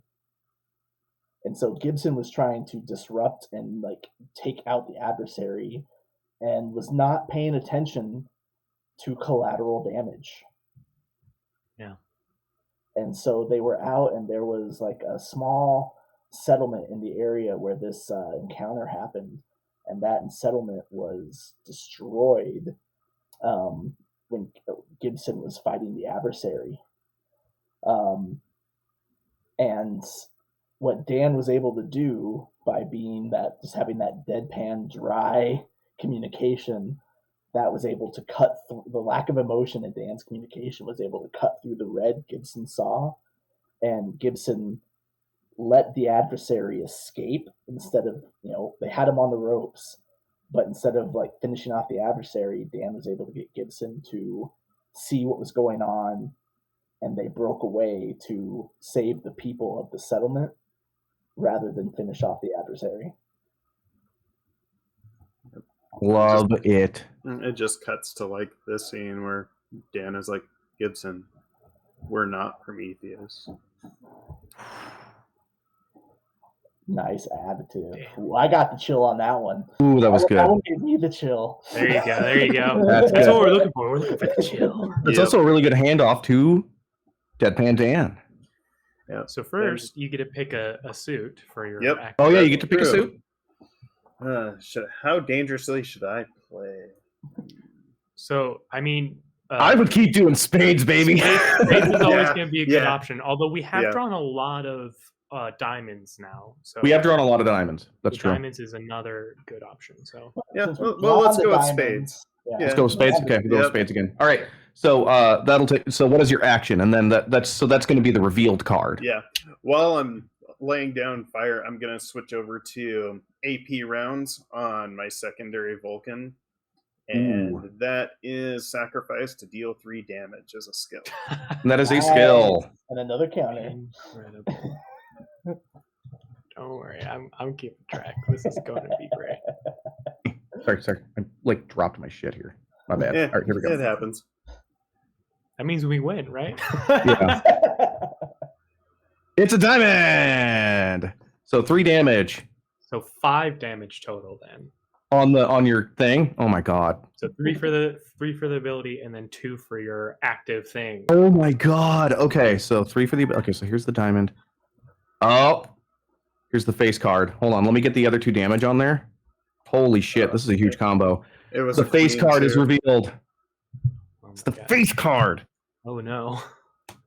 So when the face card does not count as damage, so if the face card is revealed as part of damage, which it usually is, then we stop play and we resolve the face card, and then we resume play with the remaining damage. So your 5 damage is going to happen, but first, the face card is... Damn it. Hold on. Sorry. It's the one where we lose all skills or something, isn't it? Oh, no. It is. Wait, this is going to be huge. Yeah. So the face card is, you have no power here. Lose all skills. The adversary recovers 1 damage for every skill lost in this manner. So is this skills now banished in this way, or just... No, they are lost. They're lost. Yeah. So a whole bunch of stuff is about to happen right now. But first things first, lose all your skills and count up how many skills are lost, because that's how much is going to get recovered. So I'm losing 2 skills here. So everyone just hold up how many skills. So unless the skill is lost or banished, you lose it, right? So if it's active, so like the one you have active, you lose that one. Okay. Yeah. But it still did its damage for this round at least. Okay, so the one I use, Gibson's Big Stick, counts in this total, right? No, it does not. Right? Okay. Yeah, it was sacrificed before you used it, so it's already lost. Okay. Same with your AP rounds one. So how many skills? Okay, so Rob lost 1. All right, 0, and then we lost 3 here. Oh, wow. Ooh. That's rough. So the adversary is going to recover 6.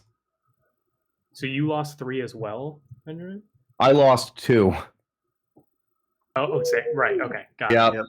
So the adversary recovers by taking the bottom cards on the discard pile and putting them on the bottom of the deck.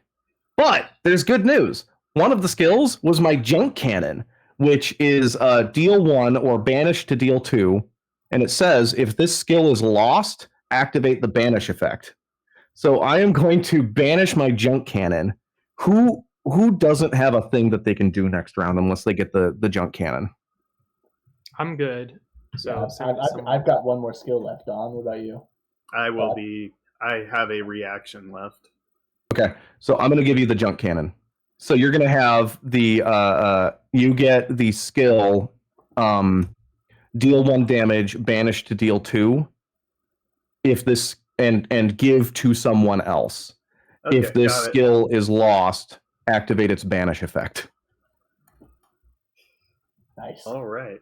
Fun little ability there. So I like to imagine that's like a piece gets knocked off of your mech and just like magnetizes onto the other person's. That's kind of how I did imagine it. Yeah. So I think what you have no power here is literally I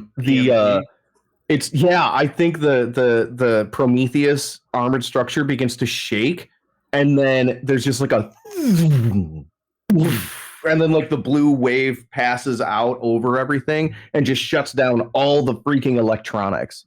Just like even a lot of the drones start like falling from the sky in this 100%. Desperate attempt to just shut the entire city down. And then like the whole city just like do. It just shuts down grid by grid by grid. And then I think there's heat sinks that keep the volcano from exploding, and I think those start to like break, and now there's like all these like emergency power like klaxons going off in the volcano, and then Rowdy Riley's deactivated, and he's like banging on his console. He's like, come on, damn it, reactivate. And then he smacks it once, and then like he's got a crank, and he gets it just enough to get it to like it like putters back in, and then a piece just falls off, and he looks over at Deadpan Dan. He's like, here you go, and he scoops it and just shoots it over at Dan, and it automatically attaches to his shoulder. That'll be helpful. So then that actually caused 2 more damage, and then that's going to give you, Rob, 6 counters.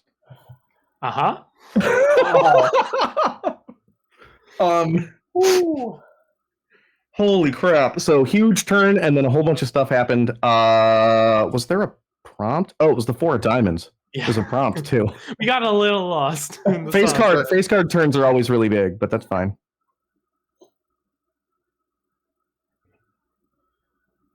Okay. An Deadpan Dan, an ally of yours, had your back from the beginning and have had it all the way to the end. How did you meet, and who else are they leaving behind? Ooh. An ally. And this could just be a person. Any person. Okay. I would have to say, to lean into the previous little flashback, I'd have to say that Gibson's probably been a pretty solid ally from the beginning as a new trainee all the way up into being kind of an expert mech fighter. They did end up leaving a lot behind, including their close friend and their health, and in a lot of ways, some of the reputation as well. Because I kind of feel like our group were the Luddites that were like, hey, this isn't a good idea to make AI in control of our death machines. True. And so we're like the last bastion of holdouts, and that's why we're the only ones fighting. All right. I love it. Now it is my turn. So I think Riley does it. I think Riley hits a giant red button in the mech, and a huge magnetron pops out from him, and he pipes in. He's like, "All right, everybody, this thing's too big for us individually. We gotta bring it together now, y'all. We gotta bring it together. It's time to form the Mega Mech." And like he starts to unleash like all of this powerful magnetic energy, drawing the mechs together. I'm using it. Assemble the artifact. I'm using the ultimate ability. The huge Vulcan mech kind of like tumbles over, and you hear Deadpan going, "Wow, this is different." This is just like, where does the Vulcan mech attach? I'd almost want to say it's like the base. Like it's the down. Solid thing holding it up. Right? Okay, where does Rob, your little Firefly mech, go? I feel like it's got to be like a backpack almost. It comes up like, and just like, yeah, like it's like the reason this massive thing can move, right? It's got the solid base, and then it's got like this propulsion pack, basically on it to kind of like propel it forward. And where does Gibson attach? So I think Gibson, the 001 mech, is like the chest and the arms of this thing. Yeah. Because, it almost sits on it like a rascal. Yeah, Deadpan Dan at some point said, "Well, we can't have you be the base or the legs, man." and it's stuck, and so it's the center and kind of the arm, the arms out there holding or helping propel along. Okay, so everyone gets to banish a boon. You can banish boons that are lost. So if you've already lost a boon, you can banish it and contribute it to our new Ultra Artifact. In addition, Rob, this is going to add more counters. I will banish my boon for this. This works. Gibson's Guidance. I will banish Gibson's Guidance to add to this because it's adding it to the pool. I am going to banish my oh heck, what is it? My the one I got from the Beetle, the reaction sacrifice prevent the negative effects of a match. So we have access to preventing matches. I'm gonna sacrifice. Go for the weak points. Once activated, your abilities deal 1 extra damage. Oh no! Deactivated, deal 2 damage. Mine is actually a duplicate of yours.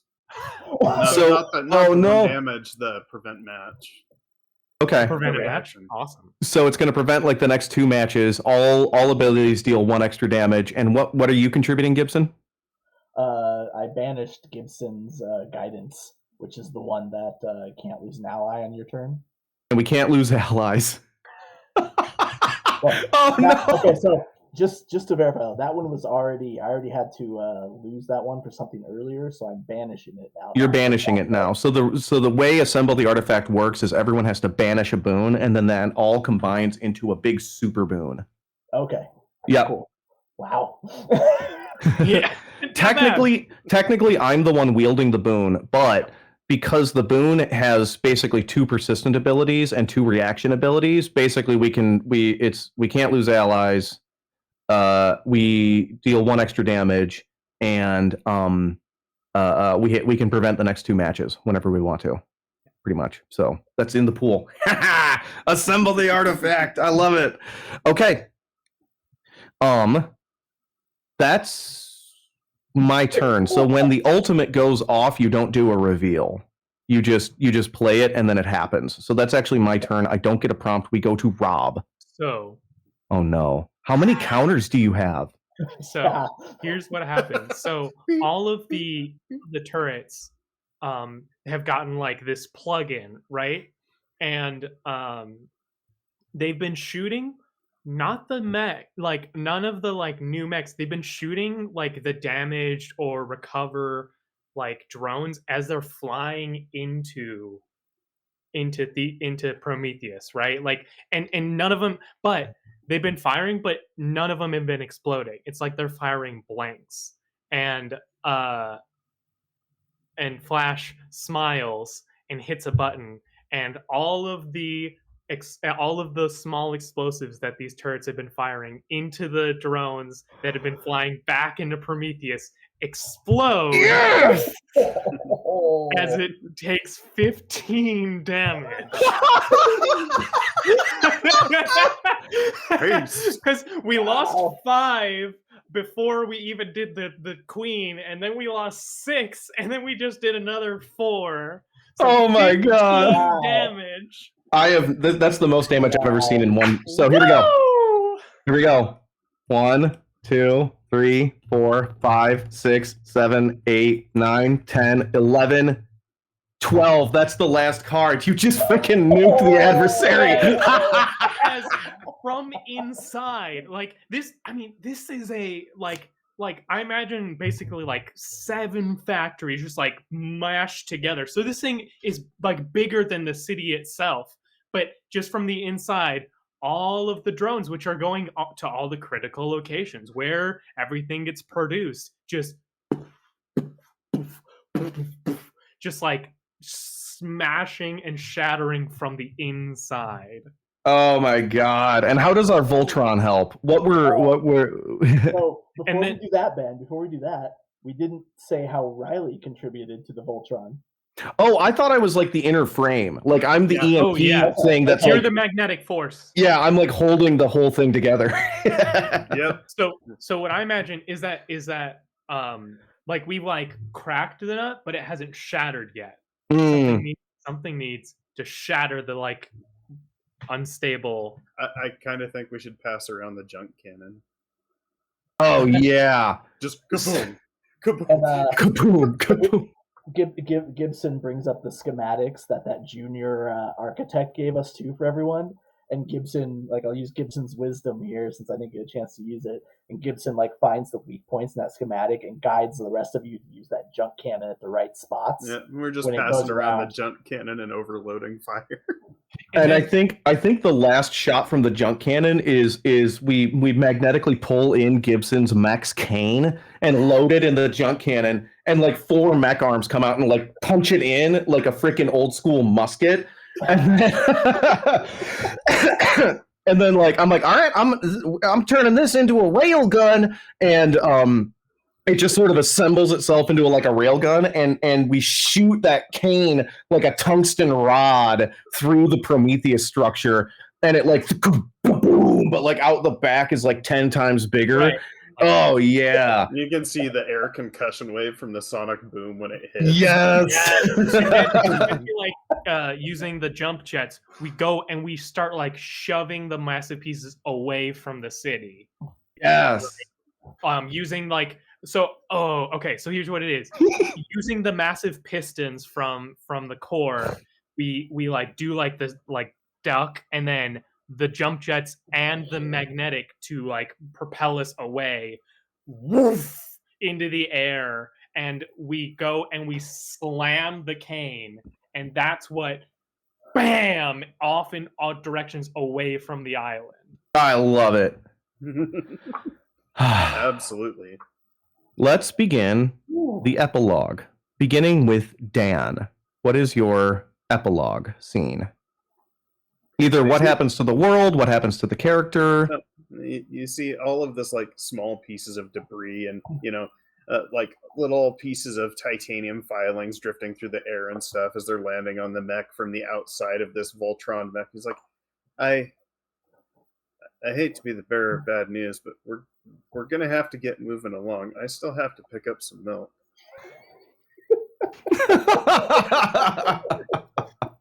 I'm glad you got your priorities in order. We see Riley has dismounted from the Voltron mech and is actually standing in like as like the piece, like the larger pieces are falling away, and he's like running as quickly as he can deeper into the husk of Prometheus while it begins to crash into the ocean. And he finally scoots to a stop when he gets to like a mainframe, and he pulls a cable out of his jumpsuit and plugs it into the computer really quickly and says, well, waste not, want not, and he downloads Prometheus and and then jumps off the wreckage like without a chute or anything, and then his dumb little beetle mech buddy flies under him and catches him and brings him back to the mainland. I love the idea of this world-ending AI being used to be like a smart home by Riley. Like every time Riley walks in the door, he's like, I'm gonna murder you. It's like, that's you too. Yeah. Like now it's just making sure the toaster doesn't burn toast. He comes home, he's like, hey honey, I'm home, and Prometheus is just like, kill me, kill me, kill me. I will murder you all. I was so close. That's nice. Bring me a soda. Bring me a soda. Rob, what's your epilogue? I think we cut like a year in the future, and we get like a little like fake out where like we hear Flash like, well, it's about time. It's all been leading up to this. But and like walks into the light of the shot, like is standing in front of like a doorway, but instead of going into the mech arena where he's been like scrapping together stuff, we see a like room full of cadets and the Sylvia Memorial mech pilot program that he started to train new people in honor of his fallen friend. And he goes into his first lecture about piloting mechs. Wow. I got the only character that actually shows growth. I got shivers again. One last thing at the end. Oh, yeah, totally. Go ahead. All right, Jeff, it's your turn. Like Rob gave me shivers again with that one. I like it. That was really good. So once the we flash probably maybe about a couple hours ahead after the destruction of Prometheus now. Like, Gibson helped with like the cleanup, making sure like the city and the residents are safe. And then the leader that Benjamin had described earlier, where they looked up at the screen and saw the surrender. I think Gibson just strides right into her office. He takes his cane and pushes one of the door guards out of the way with his cane as he like just opens the door. And she tries to start with the congratulations. You did such a good job. Thank you for doing it. And he goes, shut up. I told you from the get-go, from the initial encounter, something like this would happen. Yes, there are bad people in the world. There are bad eggs. But people learn and adapt and have compassion and empathy. And AI is not going to do that. Do not start this up again. And I'm going to be watching.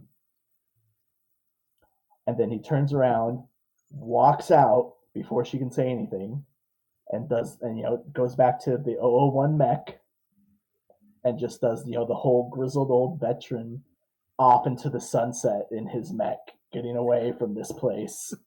I think that's where the credits roll, but then Dan has a post-credit scene. Yep. You see that same, pretty pedestrian apartment as Dan walks in, opens up, sets groceries down, and then you look down, or the camera kind of gets close to his phone, and you can see that the message about picking up groceries is actually from 3 or 4 years ago. No! And he looks over, and the kids and stuff playing in the distance, they blink a couple of times as the holo recording pauses. And he sits down and looks at the wall and he goes, huh, maybe I should start moving on. Bro! Oh my god! No way! That's so freaking sad! I thought this was going to be like our shawarma moment, our post-scene shawarma moment, and then... Oh, man. Oh. Well, thank you, everyone. That was Adversary. Woo! Thank you all for playing. Fun game. I love it. That was great. Thanks everybody for joining us that did. Wow, this was a lot of fun. The Kickstarter's been posted in chat multiple times. For those of you watching, you can also just go to Kickstarter and search Adversary, and you'll find it. And this was a lot of fun. Like, just the collaboration involved here. Like, your prompts, the prompts on this are excellent. Thank you. We only heard a few of them, but all of them are like, they give you this whole yes and or yes but situation going on, and just the story. They are fantastic. Oh, thank you so much. Yeah, it's great. I'm glad that I found out live how to break my own game. I need to go edit that ability.